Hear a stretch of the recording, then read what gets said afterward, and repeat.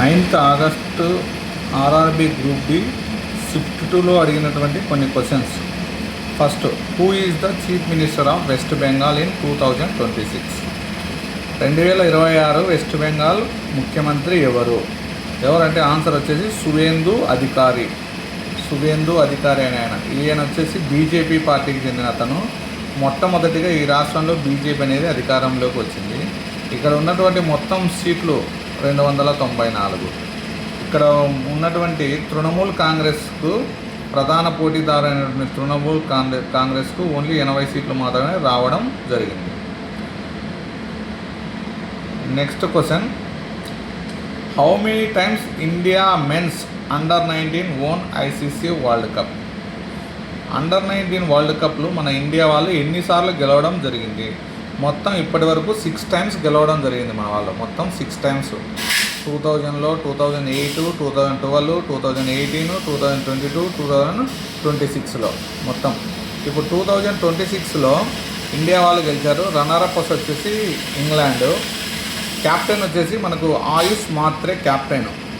Player of the సిరీస్గా మన సంచలన cricketer అయినటువంటి Vaibhav Suryavanshi player of the series వచ్చింది. ఇక్కడ ఫస్ట్ టైం మన వరల్డ్ కప్ గెలిచింది అండర్-19లో 2000లో.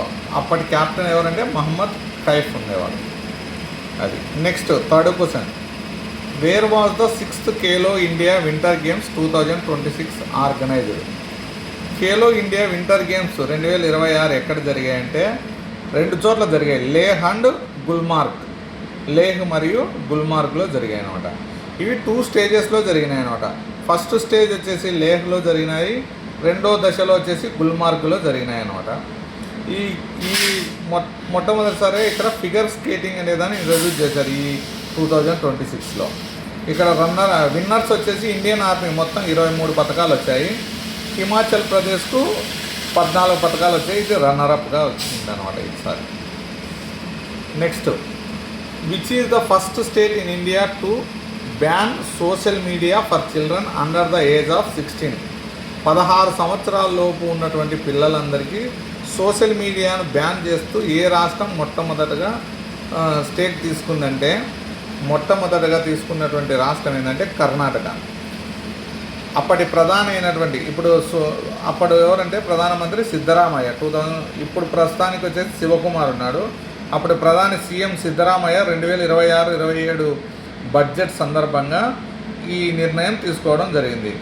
అతని తర్వాత ఆంధ్రప్రదేశ్లో కూడా 13 సంవత్సరాల లోపు పిల్లలకు బ్యాన్ చేయడం జరిగింది. తర్వాత నెక్స్ట్ ఫస్ట్ టైం వచ్చేసి Karnataka.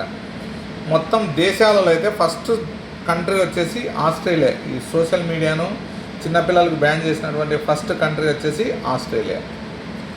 Next question, what is the main reason for filling nitrogen gas in chips packets? మనం తినేటువంటి చిప్స్ ప్యాకెట్లలో నైట్రోజన్ గ్యాస్ని ఎందుకు నింపుతారు? నైట్రోజన్ గ్యాస్ని ఎందుకు నింపుతారంటే to prevent oxidation and spoilage. Prevent అంటే రక్షిస్తుంది అన్నమాట, ఆక్సీకరణ చెందకుండాను మరియు ముక్కిపోకుండా, స్పాయిల్ కాకోకుండా. ఎందుకోసం అంటే ఈ నైట్రోజన్ గ్యాస్ అనేది ఒక జడవాయువు. ఇది వచ్చేసి ఎటువంటి ఆక్సిజన్, ఇప్పుడు ఏవైనా ఒక వస్తువులు వాటిలో ఉన్నటువంటి నూనెలు, కొవ్వులు ఆక్సిజన్తో చర్య జరిపి తొందరగా చెడిపోతాయి అన్నమాట. ఈ నత్రజని అనేది జడవాయువు కాబట్టి ఎటువంటి చర్య పొందదు. అందుకోసం ఈ నైట్రోజన్ అనే వాయువుని వాడతారు. ఇంకా తర్వాత ఈ నైట్రోజన్ గ్యాస్ అనేది ఒక కుషన్ లాగా పనిచేస్తుంది లోపల ఫిల్ అయిన తర్వాత.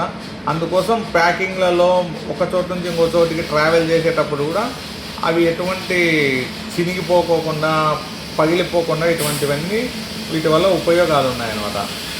అందుకోసమే నైట్రోజన్ గ్యాస్తోనే ఫిలప్ చేస్తారనమాట. మన అట్మాస్ఫియర్లో 78% ఈ నైట్రోజన్ గ్యాసే ఉంటుంది.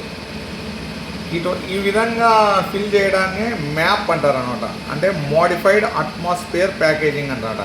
ఏవైనా కానీ ఫుడ్ లాంటివి మనం తినేటువంటి ఆహార పదార్థాల నుంచి ఈ విధంగా నైట్రోజన్ గ్యాస్తో టైట్ చేసేసి లోపల నైట్రోజన్ గ్యాస్ని ఫిల్ చేసి ఇస్తారనమాట. ఈ విధంగా ప్యాకేజ్ చేసేవన్నీ ఏమంటారంటే మోడిఫైడ్ అట్మాస్ఫియర్ ప్యాకేజింగ్ అని కూడా అంటారు.